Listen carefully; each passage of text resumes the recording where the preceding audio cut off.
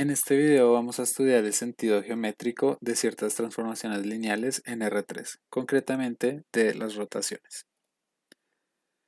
Estas van a ser las funciones que vamos a estudiar. Fíjense que cada una de ellas depende de un parámetro θ que justamente va a significar el ángulo por el cual vamos a rotar. Entonces, lo primero que vamos a hacer es verificar que son transformaciones lineales.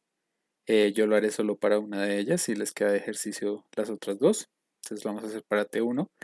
Cojamos dos vectores arbitrarios y veamos cuál es T aplicado a la suma de ellos. Entonces, eh, la primera coordenada sería quieta, x1 más x2. Después hacemos la segunda coordenada por coseno, menos la tercera coordenada por seno, coma, la segunda coordenada por seno, más la tercera coordenada por coseno. Fíjense que yo puedo hacer los productos con este coseno de todas estas sumas y al final pues me van a quedar sumas de cosenos y senos y los puedo agrupar fácilmente en los que tienen solo el primer vector y los que tienen solo el segundo vector. Y si se fijan, cada uno de estos pues representa lo que es t aplicado al primer vector y este es t aplicado al segundo vector. Entonces obtengo la suma de t aplicado a los vectores. Entonces sí respeta la suma. Hacemos el mismo proceso para un vector arbitrario y un escalar. Hacemos T1 del escalar multiplicado por el vector. Aquí me queda alfa x, alfa y coseno, menos alfa z seno, alfa y seno más alfa z coseno. Todos los términos tienen como múltiplo alfa, entonces lo puedo factorizar. Y aquí me queda justamente T1 aplicado al vector del inicio. Entonces respeta el producto escalar, por lo tanto sí es transformación lineal. Entonces decimos que estas son rotaciones, pero rotaciones ¿en qué sentido? Lo que estamos haciendo es, digamos, aquí dejamos fijo la primera coordenada y eso significa que vamos a rotar θ respecto al eje X, ¿sí? Aquí dejamos fija la segunda coordenada, entonces estamos rotando θ respecto al eje Y y aquí en el último dejamos fija la coordenada Z, por lo tanto estamos rotando respecto al eje Z. Veamos esto gráficamente. Aquí tengo el vector que vamos a rotar. Digamos que yo podría escribir directamente las coordenadas del vector reemplazando θ en las ecuaciones que les acabo de mostrar, pero GeoGebra ofrece pues una opción para hacer esto un poco más sencillo, ¿sí?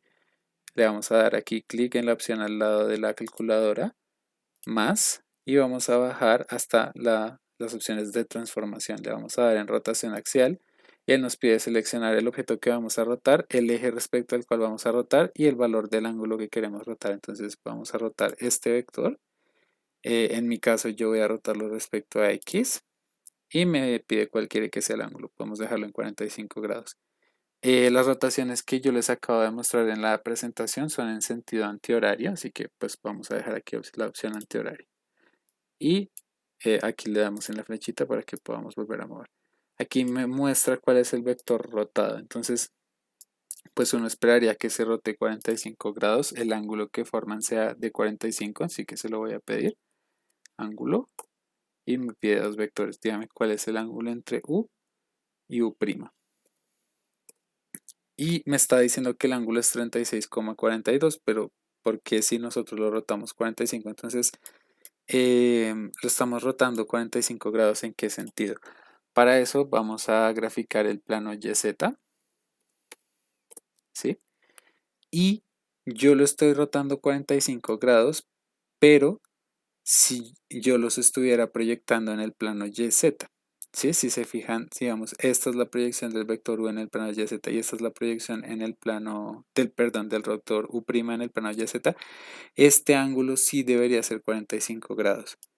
Pero como estos vectores tienen componentes en X, pues el vector que forman no va a ser de 45. Digamos, si yo hubiera elegido un vector que no tuviera componente X, sino que directamente la tuviera 0, es decir, un vector que está sobre este plano, fíjense que aquí el ángulo formado al final sí es de 45 grados, mientras que cuando tengo componente en X no lo va a hacer. Digamos, si quisiéramos revisar las demás rotaciones, pues no es necesario ir cambiando uno por uno. Podemos definir una variable A y voy a poner que varíe entre 0 y 360, que van a ser los ángulos 0, 360.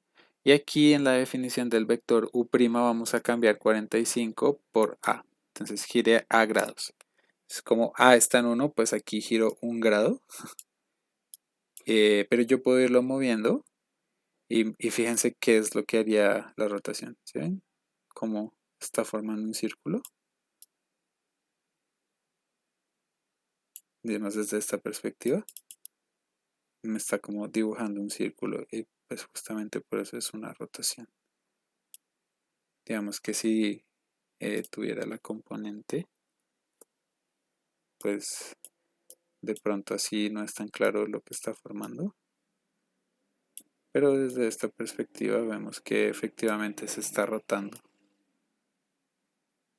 Está formando nuestro círculo. Así que les voy a dejar como ejercicio hacer la rotación de algún vector, el que quieran, respecto a los otros ejes.